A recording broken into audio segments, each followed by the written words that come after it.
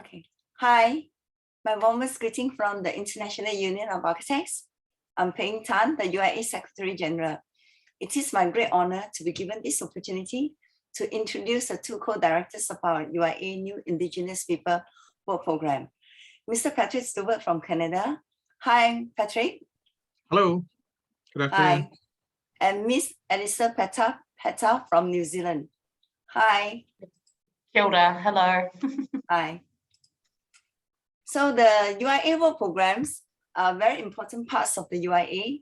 They're policy driven and relevant to the aims of the UIA, addressing matters of critical importance to society and the profession on a global scale, and in a manner that only the UIA can accomplish as a world institution.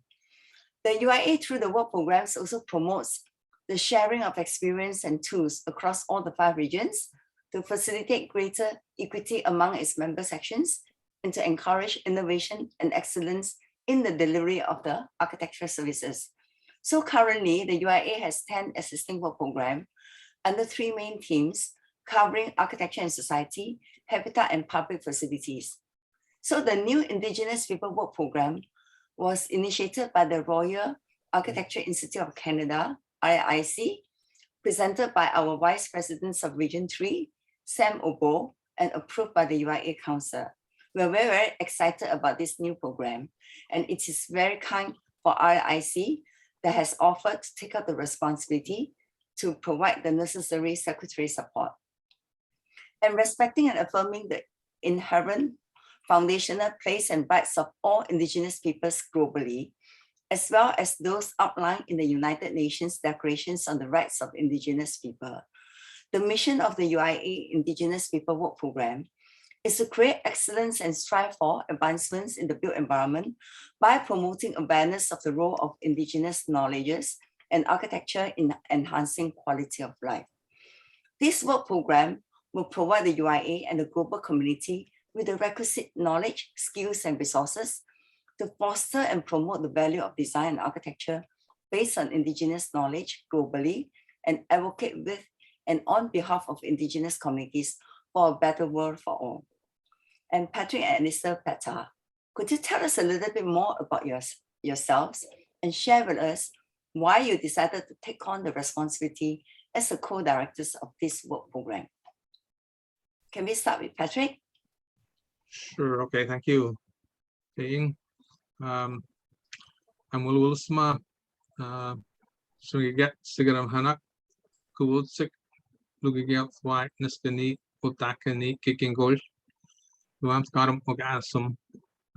I'm very glad to be here. My name is Patrick Stewart. I'm an architect in Canada, having now practiced 27 years running my own firm. And I'm also a board member of the RIIC, just most recently. And I'm a member of the Nisga'a Nation, which is an Indigenous nation in Northwest Canada. And Elisapeta and I have been working some time together and collaborating between Canada and New Zealand and other Pacific Rim nations, really. And it's been very, I think, affirming to us to collaborate and to, what's the word I'm looking for, to sort of spark off each other where, we gain energy from working together. And it is, builds confidence, I think, in the work that we do in the face of colonization. That's a real big stumbling block. That's something we face every day. And in our work and working for First Nations communities, we're trying to provide services and provide strength to the communities. We've faced the colonial structure for 500 years, and now we're starting to say enough. We have to now start taking it back. And when I see in Canada the work that we're starting to do with the RIIC, we have the Indigenous Task Force, which I chair, And we only have 18 registered architects in Canada and Indigenous architects. And, it's again having to do with that colonial mindset that sits on top of us. And we've been working now for, I don't know, 10 or 15 years, Elisapeta, I'd say, where we've been, collaborating and trying to provide, I think, a structure or a strength for the next generation coming up. So that's been very important for us to, I guess, lead by example, but to provide that way through the colonial structure, I'd say. And, architecture is part of that. And so it's very exciting when we can, work within our communities and with our own peoples that we can see a future for sure. So I thank you, Paying, for moderating this session, and I look forward to continued work with you. I'll turn it over to Elisapeta. Yeah, Elisa. Kia ora. Kia ora mai koutou katoa. Ngā iwi take o te ao. Ai ko Elisapeta Heta taku ingoa, heuri ahau no Ngāti Wai, Ngāpuhi me Waikato Tainui ahau. So kia ora, hello everybody of the world, all of our global nations. My name is Elisapeta Heta, and I'm from the tribes of Ngāti Wai, Ngāpuhi and Waikato Tainui, so 3 different tribes across Aotearoa, but also on my mother's side I have, I'm of the islands of Samoa and Tokelau, so I have a very moana nui a kiwa, or Pacific Ocean centric kind of whakapapa or genealogy back to where I am from. I am a principal here at the architecture firm Jasmax, which is one of the larger firms in Aotearoa, New Zealand. We've been around since the 60s and are into our 3rd generation of leadership. So I'm really fortunate to work at a firm that has had intergenerational impact and is continuing to try and make those kinds of changes. And I now come in as one of the new kind of faces of leadership of our particular company. Probably, well, I am the first Maori, so Indigenous to New Zealand, and Samoan woman to be a principal here at this firm.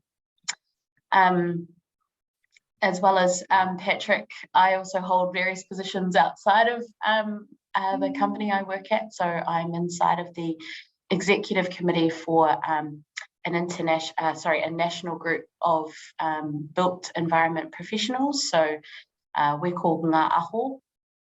And Ngā Aho has an agreement, a covenant between ourselves and our Institute of Architects here in New Zealand, the Te Kāhui Whaihanga, the New Zealand Institute of Architects. And that covenant or relationship that's described between those 2 organisations was something that I had the opportunity to write alongside some of my other colleagues, like our elder Hardy Williams, early in 2015, which was signed in 2016.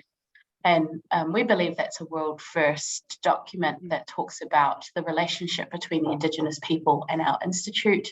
And it's all founded on and recognising the treaty that exists here in New Zealand, which is quite a unique treaty as well. So I'm really fortunate to build off of the platform of a lot of work already done here. But for me, saying yes to supporting Patrick and the co-directorship for this particular work program with the UIA was and is really about being able to take the conversations that we've been having here in Aotearoa and what some might consider to be the other corner of the world, and the bigger discussions that we've been having across the Pacific Rim, as Patrick said, with our sort of cousins all around Australia and up through Japan, across the Pacific Ocean, along the west coast of Turtle Island, and of course through Turtle Island and beyond, we're really conscious that there's a lot of interconnected discussions to be had across Indigenous peoples, because the global issues we're being faced with, particularly with things like climate change, are incredibly important. We know, though, that climate change will affect the tiny islands of the Pacific first, and I'm very conscious of the impact that will have on my immediate family. So I'm really personally quite invested in this work program, having a kind of global conversation with those that can make change. So kia ora, thank you. Yeah, actually, I'm also very excited to work with both of you. You have so much experience, and I can also feel the passion. So anyway, today is August 9, the International Day of the World's Indigenous People. It was created by the United Nations to advocate for the protections and promotion of the rights of the Indigenous people. So this year's theme is on the role of Indigenous women in the preservation and transmission of traditional knowledge. And it is also therefore befitting to publicly announce the creation of the UIA Indigenous People Work Program. So as a mandate given to this work program will only be around a year and end at our UIA Copenhagen World Congress in July 2023. Could you share with us on your goals, roadmaps, and the initiatives that are being planned for the entire year? So maybe Patrick, you want to start? Yeah. So thanks, Pei. Being a new work program, we have yet to have a meeting. So anything that I say that we've proposed is yet to be discussed with all the member sections. And we've had, I'd say, overwhelming support. We have over a dozen member sections that are interested in participating, and we have almost 30 members that want to participate, which is excellent, very exciting. So, I think one of the things that we want to make sure that's foremost in our work and our thinking is the role of Indigenous knowledge in architecture. That's sort of the foundation, and how that can enhance Indigenous people's lives, because we now need to do work differently. No more can we accept sort of the colonial rule of law over us. We have to be able to assert our traditional knowledge and our way of being and our way of thinking, our way of doing. So, we're hoping that will provide us a foundation. The UIA Indigenous Peoples Work Program provides us a network. So we have now a structure that we can reach out and invite people in around the globe, and that's very exciting. When we started to think about putting Indigenous issues front and center of architecture in Canada, we did get support from our national organization, and we were able to support UNDRIP, the United Nations Declaration on the Rights of Indigenous Peoples. And that's something that I'm hoping that the UIA, as our Indigenous Peoples Work Program, will also be able to discuss and support that. That's very, very important. And I think as we grow and bring people in, that it's going to change. And there's ideas out there that I haven't even thought of, or Elisapeta hasn't thought of, or there's so much, I think, that we are yet to entertain. So I think that's very exciting, and I'm looking forward to a very sort of what's the word, equality, where everybody's voice can be heard. I want to make sure that we're open, transparent, and whatever we need to do to have people join us and participate. So I'm really looking forward to that. And I know the time is not very long before Copenhagen. We also have COP28 coming up in the United Arab Emirates in November, which is another possible, place where we will be able to have an impact.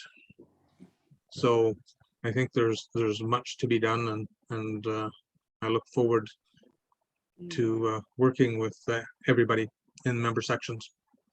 Thank you. Just to, probably to add to what Patrick said, I just want to acknowledge that the theme, the role of Indigenous women in the preservation and transmission of traditional knowledge, again, from the perspective of Aotearoa, New Zealand, is an incredibly important one for us in our creation histories, in our way we conceive of the world. From our perspective, the earth is our mother, Papa Tuanuku, and so in order to protect her and ensure that she is kept alive and well, we must of course acknowledge the role that women have in her ultimately, and us in keeping her healthy. So to take it right back to our creation stories, from my perspective and an Indigenous perspective, Indigenous issues are everybody's issues, because if we are doing what our Indigenous people know to be true and to be right, to support and enable things to happen in the world in a way that is good for all of us, then it's actually in everybody's best interest to work towards this particular theme. And yeah, also just to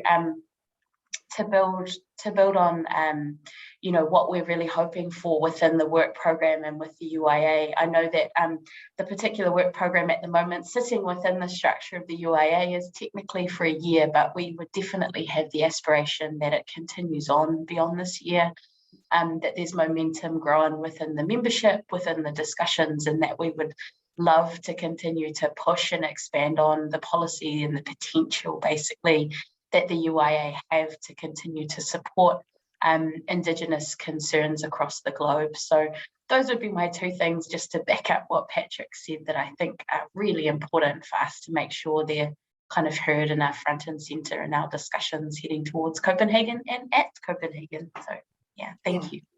As you know, our Copenhagen World Congress, the theme is Sustainable Futures, Leaving No One Behind.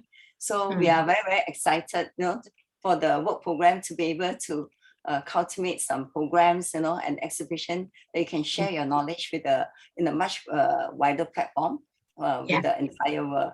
So I'm really, really excited. This is something that is very new to us. And as you know, some of the work program for the UIA has been running for years, because the outcome of the discussion is very important for the global community. So although the mandate is only until Copenhagen, but of course, we hope this program will run for a much longer time to have a much greater impact. Yeah. So anyway, it's nice to talk to both of you. And on behalf of the UIA, I would like to thank both of you once again for taking on this huge responsibility of heading and directing the work program. And please be assured that we and the UIA Secretariat will provide you with all the necessary support to ensure the success of this program. And we hope to be able to work with you to make a meaningful contribution. Yeah. And thank you once again. Well, thank you. Thank you, Ping. Thank you, Elisapeta. Not too bad for no practice, hey, Patrick? We are